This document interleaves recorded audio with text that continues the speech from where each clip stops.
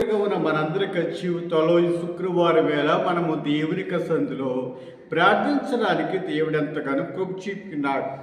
ఈరోజు అనేక మంది కడవరి దినాల్లో ప్రార్థన అనే విషయానికి వచ్చేపాటికి దేవునిక సందులో ప్రార్థించుకోవడానికి, వ్యక్తిగతంగా మన యొక్క గృహాల్లో ప్రార్థించుకోవడానికి కొంత నిర్లక్ష్యం అనేది కలిగి ఉండడానికి గల కారణం ఏంటి అనేది మనం ఆలోచించుకుంటే, ప్రార్థన చేసుకుంటే కొన్ని నిమిషాలు దేవునికి సన్నిధిలో మోకరిస్తే మనం అనుకున్నవి జరిగిపోతాయా అనే అభిప్రాయము కొంత అయితే, మాకు ఏ విధమైన కష్టాలు లేవు, మాకు ఏ విధమైన ఇబ్బందులు లేవు, మేము సంతోషంతో ఉన్నాము, మాకు ఏ విధమైన అనారోగ్యమైన పరిస్థితులు లేవు, మాకు ఏ అవసరాలు లేవు, అలాంటప్పుడు మేము ఎందుకు ప్రార్థన చేసుకోవాలి అనే అభిప్రాయము కొంతమందికి ఉంటుంది. అంటే ప్రార్థన అంటే ఏంటి అంటే దేవుని యొక్క సన్నిధిలో మన అవసరతలు, నాకు ఉద్యోగం కావాలి, నేను అనారోగ్యంతో ఉన్నాను అంటే ఇబ్బందికరమైన పరిస్థితుల్లో మాత్రమే ప్రార్థన చేసుకోవాలని ఆలోచన కొంతమందికి మనం చూస్తూ ఉన్నాం. కానీ ప్రార్థన అంటే ఏంటంటే దేవునితో సంబంధం కలిగినట, ప్రార్థన దేవునితో సహవాసం కలిగినట. ఒక వ్యక్తి తనకిష్టమైన వ్యక్తితో ఎలాగైతే తనకున్న అభిప్రాయాలు, తనకున్న కష్టాలు, తనకున్న ఉద్దేశాలన్నీ కూడా ఎలాగైతే పంచుకుంటాడో, తన స్నేహితులతో, తన తల్లిదండ్రులతో ఎలాగైతే పంచుకుంటుంటాడో, అలాగే దేవుడితో మనకున్న అభిప్రాయాలన్నీ కూడా పంచుకోగలిగి ఆయన పరమ తండ్రి ఉన్నాడు. ఆయనకున్న సంబంధం కలిగిన వారు ఉంటారు. మనకందరి జీవితాల్లో ఒక్కొక్క జీవితాలలో ఒక్కొక్క వ్యక్తికి ప్రాధాన్యత ఇస్తుంటారు. వారితో ప్రతిరోజు మాట్లాడతారు.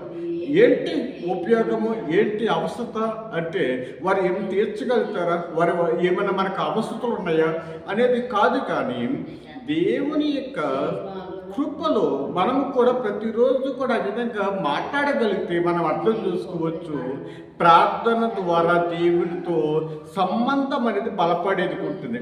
ఆయన నాకు తండ్రి, ఆయన నాకు ఇష్టమైన వాడు, ఆయన అందరికంటే నాకు ప్రాముఖ్యత కలిగిన వాడు అని ఎవరైతే అనుకుంటారో, ఆయనతో మాట్లాడిన రోజు, ఆయన సన్నిధిలో ప్రార్థించిన రోజు అనేది ఏదే ఉండదు. ప్రతిరోజు ప్రార్థించుకోగలిగే వరకు ఉంటాం. ప్రార్థన అంటే దేవుడితో మాట్లాడుట, ప్రార్థన అనగా దేవుడితో సంభాషణ చేయుట.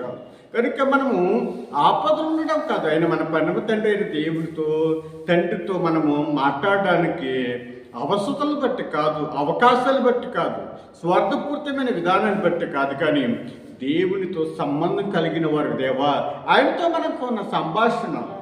అబ్రహాము దేవుడు ఇరువురు కూడా మాట్లాడుకుంటూ ఉన్నారు.